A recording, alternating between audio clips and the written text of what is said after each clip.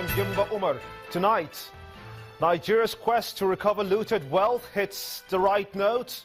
Swiss authorities to return non-contentious fund of about $230 million. People's Democratic Party's leadership crisis deepens in court.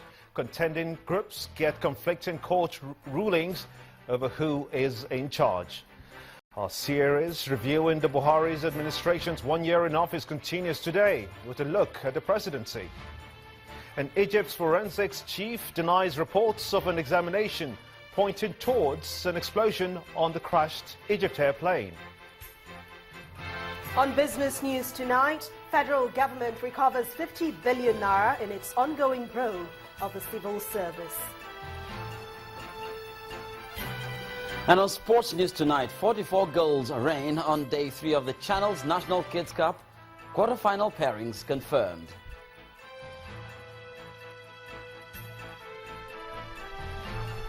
I'm Gloria Umezuki, and tonight from Abuja, Nigerian Governors Forum seeks lasting solution to herdsmen attacks to converge in Benue State's capital on Thursday to discuss proposed grazing reserve bill.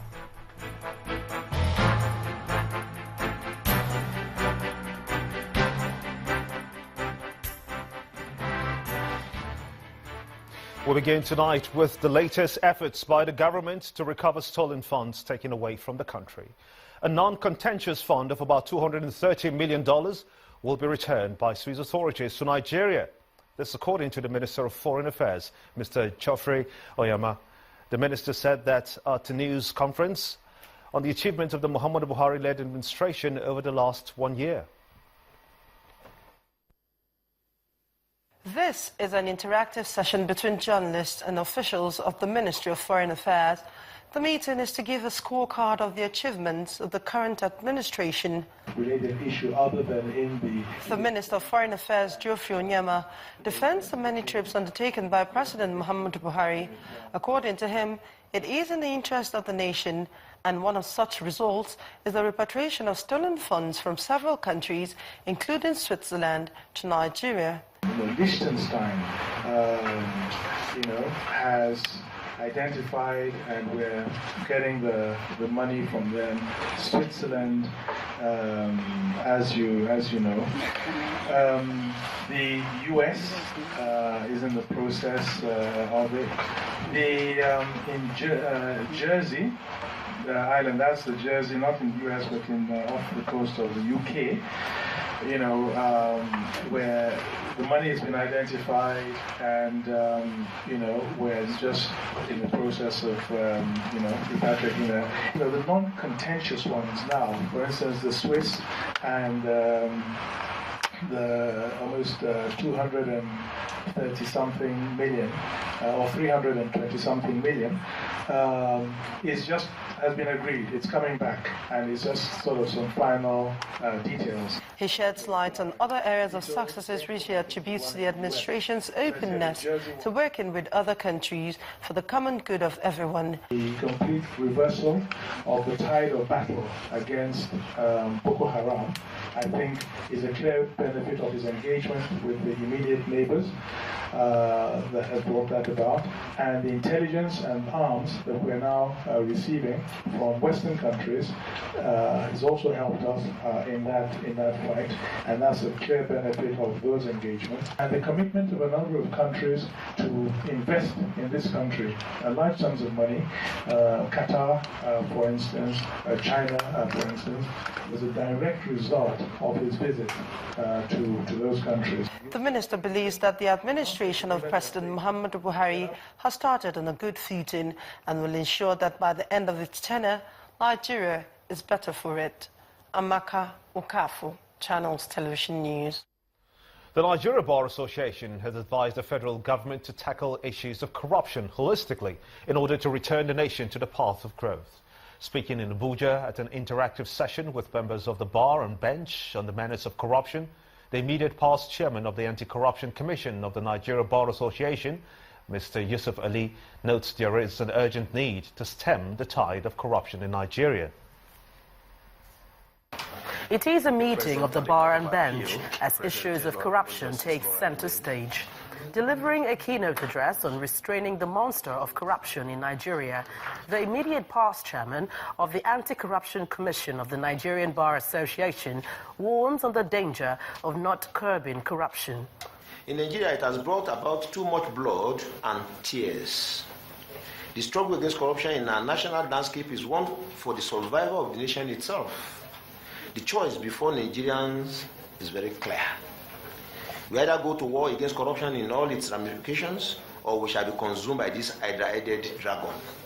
The Chief Judge of the Federal Capital Territory condemns corruption in all facets, including the judiciary, just as the General Secretary advises anti-corruption agencies to collaborate in the fight against corruption.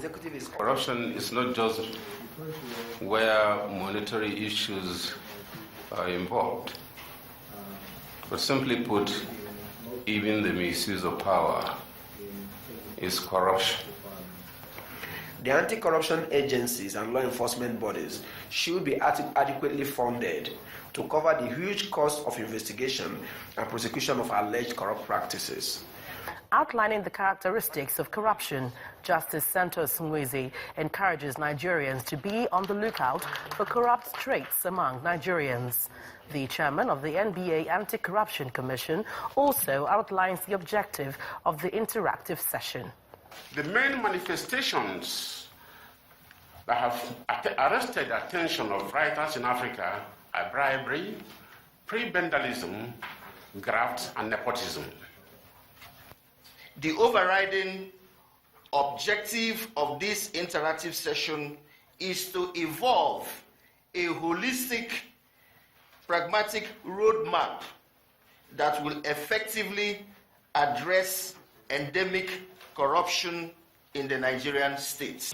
Beyond the call for a holistic approach to the fight against corruption, it is the opinion of participants at the interactive session that there is an urgent need to enact a strong legislation to aid whistleblowing and the protection of patriots.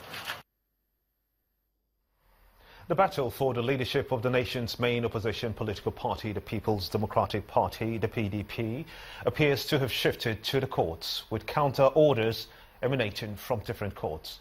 In one case, a federal high court sitting in Port Harcourt has granted an interim injunction restraining the immediate past national chairman and national secretary of the PDP, Senator Ali Modu Sharif, and Professor Adewale Oladipo, from parading themselves as national officers of the party.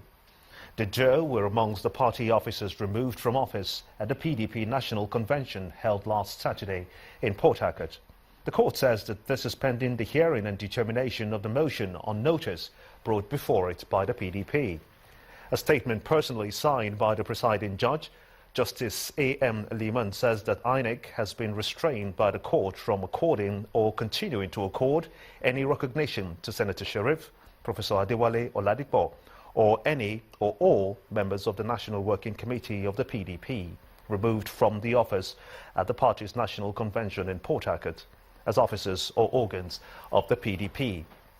The court goes on to ask INEC to recognize the National Caretaker Committee of the PDP, headed by Senator Ahmed Mohamed Makarfi. In a counter ruling, though, a federal high court in Lagos has declared as invalid the Caretaker Committee is constituted to take over the affairs of the PDP from its acting national chairman, Senator Ali Modu Sharif. Justice Ibrahim Buba directed the Inspector General of Police, Mr. Solomon Arase, to enforce its order, barring the members of the committee, headed by the former governor of Kaduna State, Ahmed Mohamed Makarfi, from running the affairs of the party. In the meantime, a federal high court in Abuja has adjourned a case against the National Publicity Secretary of the People's Democratic Party on the grounds of ill health. Mr. Olisa Metu, who is standing trial for allegedly collecting 400 million naira from the former National Security Advisor, Colonel Sambo Dazuki, was absent in court at the resumption of trial. Mr. Metu's lawyer informed the court that his client is on admission at the National Hospital in Abuja. Counsel to the EFCC, Mr. Sylvester Tahir, said that he will reluctantly not object to the application, but will leave it to the court to decide. In his ruling, Justice Okonabang said that the hearing is adjourned at the instance of the accused person following a medical report by the consultant at the National Hospital who ordered a compulsory bed rest for the accused. He, however, says that the medical report has made it difficult for the court to decide on the time frame of the bed rest because it is not indicated in the report. The trial of the former Minister for Niger Delta, Godstay Orubebe, has been adjourned to May the 31st to allow the accused open his defense. At the continuation of trial, the prosecutor, Mr. Mohammed Diri, told the court that he is closing his case after examining one witness. At the last sitting, the prosecution witness, Sam Madujimu, alleged that the former minister failed to declare his full assets while in office, particularly a property in Azokoro in Abuja. The defense counsel, Larry Selikowe, however, said that his witness were not in court, and as such, he will seek for an adjournment to enable him prepare to open his defense.